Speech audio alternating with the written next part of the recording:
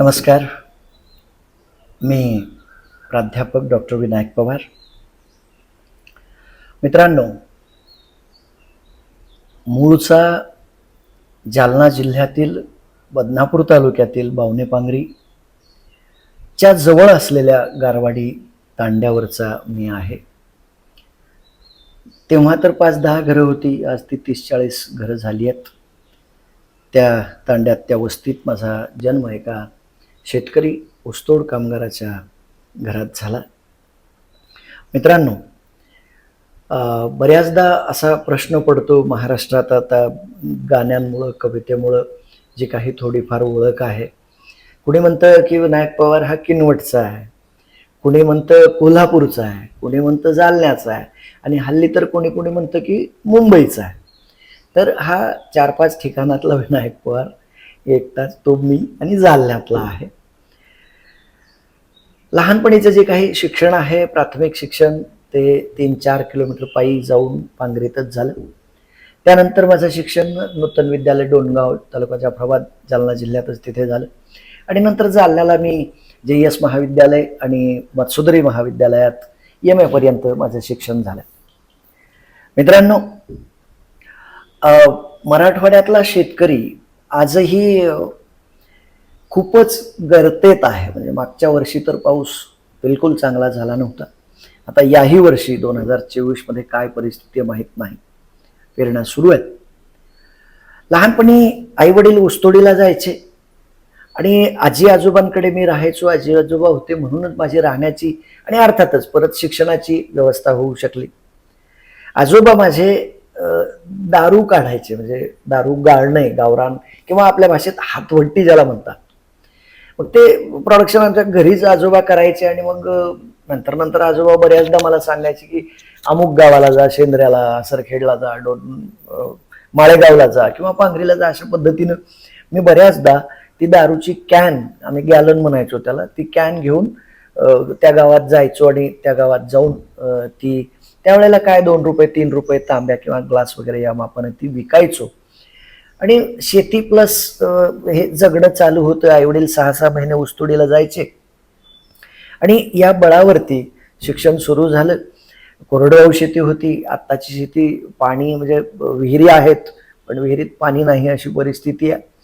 आईवडिलांनी जे कष्ट घेतले त्या दोघांनाच क्रेडिट देता येणार नाही मला, कारण आपण समाजात घडत असताना, वाढत असताना नकळत आपल्या घडण्या वाढण्यामध्ये अनेक हातांचं योगदान असतं. त्याच्यात मग माझे चुलते असतील. माझा एक चुलता तर रोहिदास पवार नावाचा डेंजर मारायचा, त्याच्या धाकामुळेच मी शिकलो. खरं तर सांगायचं झालं तर माझ्या प्राथमिक शिक्षणामध्ये आदमाने सर म्हणून होते, गंगाधर आदमाने असं त्यांचं नाव. आज सर रिटायर झालेले आहेत, पण त्याही माणसानं प्रचंड मार दिलेला आहे आणि त्या मारासाठी मी त्यांचा ऋणी आहे. जर त्यांनी त्यावेळेला शिक्षा केली नसती तर कदाचित आज मी तुमच्याशी बोलू शकलो नसतो असं मला वाटतं. मित्रांनो, आज घडीला मी श्री स्वामी विवेकानंद शिक्षण संस्था कोल्हापूर संचलित या संस्थेच्या महाविद्यालयात, जे की डॉक्टर पतंगराव कदम कला व वाणिज्य महाविद्यालय पेन या नावानं ओळखलं जातं, जिल्हा रायगडमध्ये पेन येथे मी मराठीचा अध्यापक या नात्यानं काम करतो. मराठी विषयाचं अध्यापन करतो आणि त्याच्यासोबत फावल्या वेळेत सिनेमाची, चित्रपटाची गाणी लिहितो. अलीकडेच एक पटकथा सुद्धा मी लिहिली आहे. नाद द हार्ड लव असं त्या सिनेमाचं नाव आहे आणि तो सिनेमा लवकरच रिलीज होईल. देवमाणूस फेम किरण गायकवाड त्या चित्रपटात मुख्य भूमिकेत आहे. पटकथा, संवाद आणि गाणी मी लिहिली आहे. उस्मान नावाचा छोटासा रोलही केलेला आहे. मुळात आपल्याकडे असा एक विचार प्रवाह आहे की लोक म्हणतात की लता दीदी म्हणजे साक्षात देवानं निर्माण केलेली स्त्री. शाहरुख खान खुदा की देन आहे बाई, क्या ॲक्टर आहे. आपल्याकडे असा समज आहे की हे सगळं जन्मजात असतं.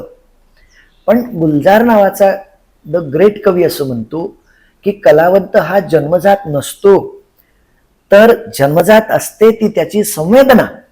आणि त्याची संवेदना तो ज्या कला प्रकारातून व्यक्त करतो तो त्या कला प्रकाराचा कलावंत होत असतो. वाक्य सलग लक्षात आलं नसेल तर तुम्ही रिवाइंड करूनही परत ऐकू शकता. संवेदना जन्मजात असते आणि ही संवेदना आपल्याकडे जन्मजात असते. त्याचं प्रमाण आपल्या प्रत्येकामध्ये वेगवेगळं असतं. कोणात कमी असेल, कोणात जास्त असेल. म्हणजे अगदी एखाद्याला आपल्या मुलीच्या किंवा बहिणीच्या लग्नातही एखाद्याला रडू येत नाही आणि एखाद्याला मात्र एखाद्या चित्रपटातला तसा सॅड सीन पाहिला तरी रडू येतं. हा संवेदना कमी जास्त असण्याचा प्रकार आहे. आणि मला वाटतं की फक्त माझ्या आतली जी काही, माझ्या आतला जो संवेदनशील माणूस आहे त्या बळावर कविता असेल, गाणी असेल किंवा चित्रपट माध्यम असेल, या माध्यमात मी काम करू शकलो आहे असं मला वाटतं. पहिली कविता खरं तर आता मी अशा समाजात म्हणजे बंजारा कुटुंबात माझा जन्म झालाय, अशा वातावरणात जन्मलोय की जिथे आता मी जेव्हा परत पाहतो फिरून की जसे की आता तू अलीकडे माझी व्हायरल होणारी गाणी, एका वाघाची शिकार एका हरणीनं केली, त्याच्यानंतर आत्ता सध्या जे धुमाकूळ घालतंय TDM चित्रपटातलं गाणं, तू मला अंगुराचा मी लाकडी भुसाग, तू शेरणी शिकारी मी भाबडाच साग, हे एवढं सगळं पाहतो, समाजातून मिळणारं प्रेम पाहतो, विद्यार्थ्यांकडून मिळणारा आदर पाहतो, तेव्हा मी मागे वळून जेव्हा बघतो तेव्हा लक्षात येतं की नाही तो हा विनायक पवार असूच शकत नाही. कारण माझ्या बाबतीतल्या या सगळ्या शक्यता तेव्हा जर मी बोलून दाखवल्या असत्या तर लोकांनी मला वेड्यात काढलं असतं. कारण 10वीला पास व्हायचे वांदे होते. म्हणजे इंग्रजीला कसे तरी 35 पडावेत यासाठी आम्ही देव पाण्यात ठेवले. गणित तर ट्युशन मध्ये खांडेबराड सर शिकवायचे. गणित मला वर्गात ट्युशन मध्ये कळायचं, पण वर्गात आले की मी पुन्हा विसरून जायचो 100 पोरांमध्ये. 150 पैकी फक्त 52 मार्क्स आहेत 10वीला. तिथे जर गणितात उडालो असतो तर पुन्हा परत इथपर्यंत तुमच्याशी बोलण्यासाठी येण्याची संधी मला कधीच मिळू शकली नसती. मला काय वाटतं की ही जी कविता लिहिण्याची जी गोष्ट आहे, याची जी काही बीज आहेत माझ्या आयुष्यात कशी कुठे पेरली गेली त्याच्या संदर्भात मला तुम्हाला थोडंसं सांगायचं आहे. मित्रांनो, तांड्यात पहिल्यांदा गणपती बसवण्याचं काम मी केलं. ते किती बरोबर होतं, किती चूक होतं मला नाही सांगता येणार. पण काय ना, संस्कृती संक्रमणामध्ये वरच्या समाजातून खालच्या समाजात काही गोष्टी पाझरत जातात. जसे की जे काही गावगाड्यामध्ये सत्यनारायण असेल, मग तो कधी आदिवासी पाड्यावर, कधी लमाण भिल्लांच्या वस्तीवर जातो आणि मला माहित आहे ते करू लागतात. त्याच बेसवर आम्ही गावातला गणपती बघून आमच्या तांड्यात गणपती बसवला. आता तिकडे 2 गणपती असतात दुर्दैवानं.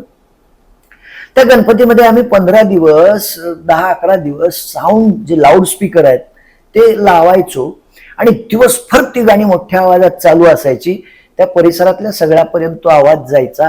ती गाणी जी काही हिंदी गाणी होती, मराठी गाणी होती, ती गाणी मी ऐकायचो. अर्थात सुरुवातीला एक आरती बिरती देवाचं एखादं गाणं लागलं की नंतर भांगड धिंगाचा असतो आपल्याला माहित आहे.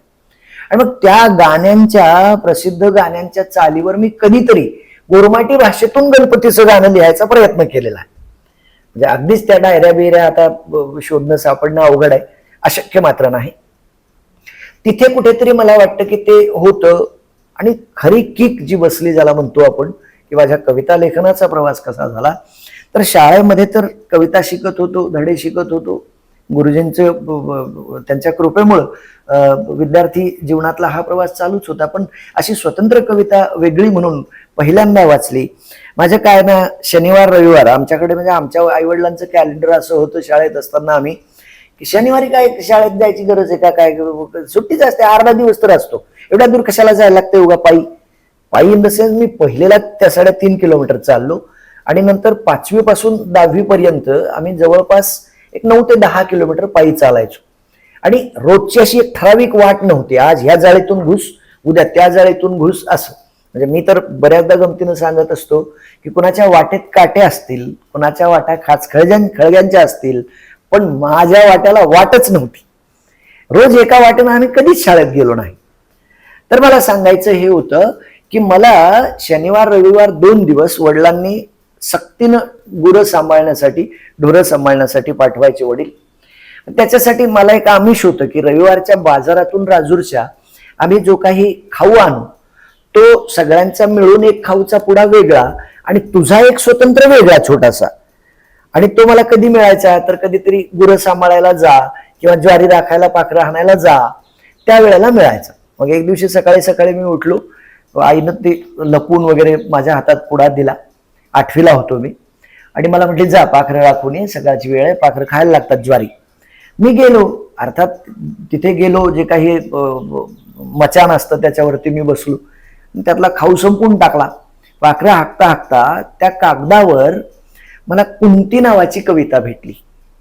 कुंतीचे कवी आहेत आदरणीय गुरुवर्य इंद्रजित भालेराव सर, आणि त्यांची कुंती नावाची कविता त्या पेपरमध्ये छापून आलेली होती. ते एक कथाकाव्य, एक छान गोष्ट आहे त्या कवितेमध्ये.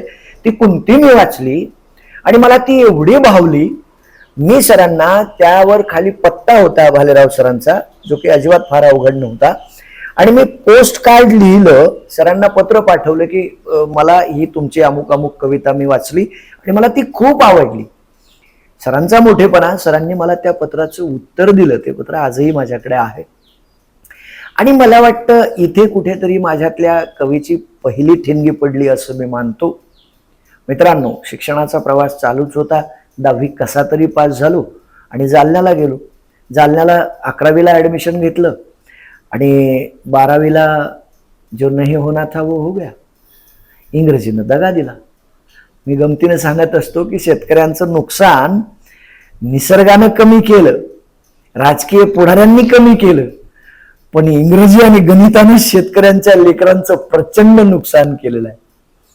आमच्या बरोबरचे विचारे, आम्ही जे काही 101 असू 10वीला, त्यातले माळेगाव आणि गारवाडी तांड्याचे आम्ही जाणारे 18 जण होतो आय थिंक. त्याच्यापैकी 2घच त्यावेळेला पास झालो होतो, उद्धव दराडे आणि मी.